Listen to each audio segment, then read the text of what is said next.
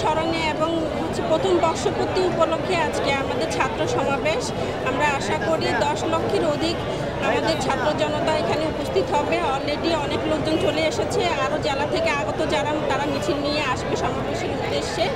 এবং আমি দায়িত্বে আছি বর্তমানে ফেনী জেলা ছাত্রদলের সাথে দায়িত্বে আছি কেন্দ্রীয় সংসদের যুগ্ম সাধারণ সম্পাদক। আমাদের নির্বাচনী ভাবনা, আমরা তো চাই অতি দ্রুতই নির্বাচন হোক, ফেব্রুয়ারির মধ্যেই নির্বাচন হয়ে যাক, এটাই আমাদের দাবি, এটা আমাদের চাওয়া। আমরা পিয়ার পদ্ধতিকে সাপোর্ট করি না। পিয়ার পদ্ধতিতে অনেক ধরনের সমস্যার সৃষ্টি হতে পারে। দেখা গেল যে আমরা যাকে ভোট দিয়েছি তাকে হয়তো বা আমরা পিয়ার পদ্ধতির মাধ্যমে ভোট দিয়েছি, কিন্তু সাধারণ জনগণ তাকে চায় না। এরকম নানা ধরনের সমস্যার সৃষ্টি হতে পারে, এই জন্য পিয়ার পদ্ধতি আমরা সাপোর্ট করছি না। শুনেন ভাই, আমাদের ছাত্র দলের শতাধিক নেতাকর্মী নিহত হয়েছে এবং সেটা উপলক্ষে আমাদের দেশনায়ক তারেক রহমান একটা অনুষ্ঠান করেছে। যারা শহীদ হয়েছে শহীদ পরিবারদেরকে নিয়ে আমরা একটা অনুষ্ঠান করেছি। সেখানে আপনারা হয়তো দেখেছেন আমাদের কতজন শহীদ হয়েছে। আমরা যদি সম্পৃক্ত না থাকতাম আমাদের এত লোকজন তো নিহত হতো না। আমাদের আহত অনেকজন এখনও হসপিটালে আছে, এখনও অসুস্থ অবস্থায় আছে, তাদের চিকিৎসা চলমান। দেশনায়ক তারেক রহমান তাদের দায়িত্ব নিয়েছেন, তাদের ফ্যামিলির দায়িত্ব নিয়েছেন। এবং আমি ব্যক্তিগতভাবে আমি নিজেও আহত হয়েছিলাম, আমি নিজেও সংগ্রামে অংশগ্রহণ করেছিলাম। আমাদের সকল নেতাকর্মী আমরা প্রথম দিন থেকে আমরা অংশগ্রহণ করেছি। আমরা 144 ধারা ভেঙে প্রথম ছাত্র দলের মিছিলে কিন্তু গিয়েছিলাম। আগামীতে আমরা প্রথমত চাই যে আমরা যাতে আমাদের ভোটের অধিকারটা ফিরে পাই। আমরা আমাদের নেতা নির্বাচন করব ভোটের মাধ্যমে, সুষ্ঠু গণতান্ত্রিক উপায়ে, এবং একটি সুন্দর বাংলাদেশ আমরা উপহার চাই। সমাবেশের মধ্যে দিয়ে আমরা বার্তা দিতে চাচ্ছি, যত ফেসিবাদী আসুক না কেন আমরা সবসময় সোচ্চার থাকব এবং সকল অন্যায়ের বিরুদ্ধে আমরা প্রতিবাদ করব, জনগণের ন্যায্য দাবি আদায় করব। আজকে আমাদের আলম ভাই ভোলা জেলার সভাপতি ছিল, উনি মারা গেছে 2022 সালে। আল্লাহ ওনাকে বেস্ত নসিব করুক। ওনার মৃত্যু 22 সালে যে হয়েছিল সেটা গণতন্ত্রের জন্য হয়েছিল। ওনার তো পরিচয় গোপন করতে হয়নি। কেন উনি নির্যাতিত হয় নাই?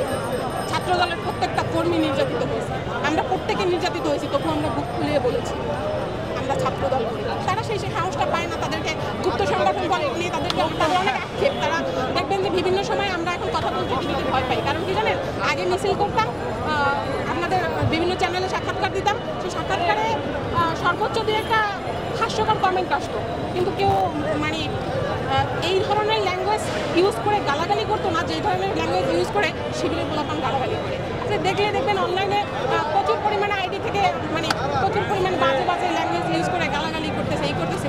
আপনি দেখবেন যে এদের প্রোফাইলে ঢুকলে কারোর প্রোফাইল খোলা নেই, এদের কারোর কোনো আইডেন্টিটি নাই। কেন ভাই? রাজনীতি করে, রাজনীতি চর্চা করে। বাংলাদেশে আমরা অবশ্যই চাই গণতান্ত্রিক দেশে অনেকগুলো গণতান্ত্রিক দল থাকবে। গণতন্ত্রের চর্চাটা সঠিকভাবে তখনই হবে যখন আপনার প্রতিপক্ষ মানে আপনার মতো শক্তিশালী একটা প্রতিপক্ষ থাকবে, তখনই একটা দেশের গণতন্ত্র টিকে থাকবে। আমরাও চাই শক্তিশালী প্রতিপক্ষ আসুক, কিন্তু সেটা তাদের গণতান্ত্রিক চর্চাটা থাকুক, সেইটুকু চাইবো তাদের কাছে। আমার সহকর্মী সহযোদ্ধা ভাইদেরকে অবশ্যই সম্মান করি, আর তাদের ভাষায় আমি তাদেরকে বলতে পারবো না, তবে এইটুকু বলতে পারি, যদি রাজনৈতিক জ্ঞান না থাকে সে অনেক কিছু বলতে পারি। রাজনৈতিক জ্ঞান আর কোনো একটা মিছিলে কিংবা কোনো একটা আন্দোলন করা এক না। যদি কারো হুট করে আমি রাজনীতিতে চলে আসলাম, এটা মিছিল করলাম, এটা রাজনীতি। রাজনীতি মানে হচ্ছে একটা দেশের ইতিহাস ঐতিহ্য কিংবা একটা দেশের পাঁচ যে মানুষগুলো আছে তাদেরকে সম্মান করতে পারে, তাদের ইতিহাস সম্পর্কে জানে। তাদেরকে না জেনে তারা একটা সময় দেখবেন যে সাজিদ আলম বা এরা বিভিন্ন সময়ে গত 24 সালের মাঝামাঝি সময় তারা শেখ মুজিবুর রহমানকে নিয়ে গর্ব করে বক্তব্য দিয়েছে। সেই শেখ মুজিবুর রহমানকে কয়েকদিন পরে তারা এত নোংরা ভাষায় গালাগালি করছে যেটা বলার বাহিরে। তো আমরা আসলে রাজনীতিক চর্চা করতে বিশ্বাস করি, আমরা রাজনীতিক যে ধারাটা আছে সেটাকে বিশ্বাস করি। রাজনীতিটা তো আর একদিনে হয় না, রাজনীতিকে আগে বুঝতে হবে। তারা আস্তে আস্তে আসছে, ভবিষ্যতে বুঝবে, জানবে, তারপর অবশ্যই তারা এই গালাগালি বা তারা এই ধরনের যে উদ্ভট বক্তব্য দেওয়া এগুলো প্রত্যাহার করবে। তারা অবশ্যই রাজনীতিক চর্চাটা শিখবে। তাদের কাছে আমার আহ্বান, তারা যেহেতু শিক্ষিত সমাজ, তারা একটা গণতান্ত্রিক প্রক্রিয়াতে আসুক, তারা রাজনীতিটাকে চর্চা করুক, রাজনীতি করুক, তাদেরকে অবশ্যই ওয়েলকাম করুক।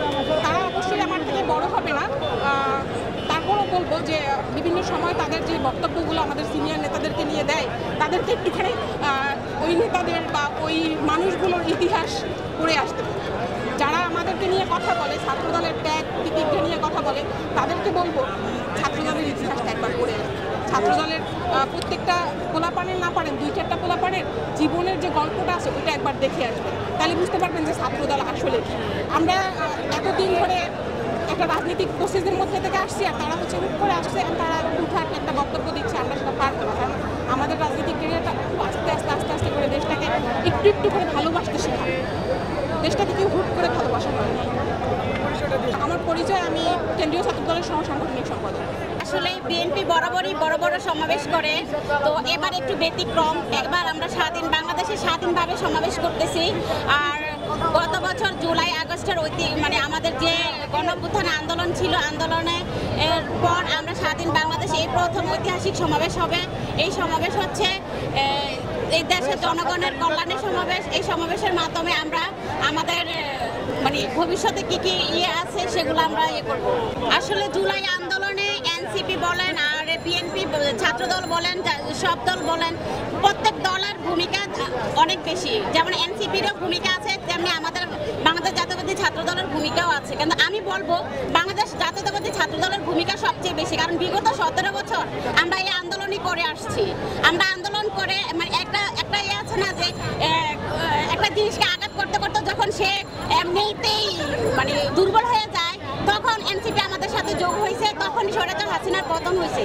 কিন্তু এখানে শুধু এনসিপির ভূমিকা না, এখানে বাংলাদেশের সাধারণ জনগণ, ছাত্র ভাই বোনেরা সবাই এটার সাথে এই সাফল্যের ভাগিদার সবাই। আসলে বিএনপি একটা জনপ্রিয় দল, বিএনপিকে বেছে নেওয়াটাই স্বাভাবিক। বিএনপিতে সন্ত্রাস নাই, বিএনপিতে চাঁদাবাজি নাই, বিএনপিতে কোনো অন্যায় নাই। বিএনপিতে যারা অন্যায় করে তাদেরকে বিএনপির ভারপ্রাপ্ত চেয়ারম্যান নিজেই বহিষ্কার করে। কারণ বিএনপি জনগণের দল, বিএনপি জনগণের কথা বলে, বিএনপি জনগণের চিন্তা ভাবনাই ভাবে, জনগণের কল্যাণে কাজ করে। সেজন্য জনগণ বিএনপিকে বেছে নিবে, বিএনপিকেই ভোট দেবে।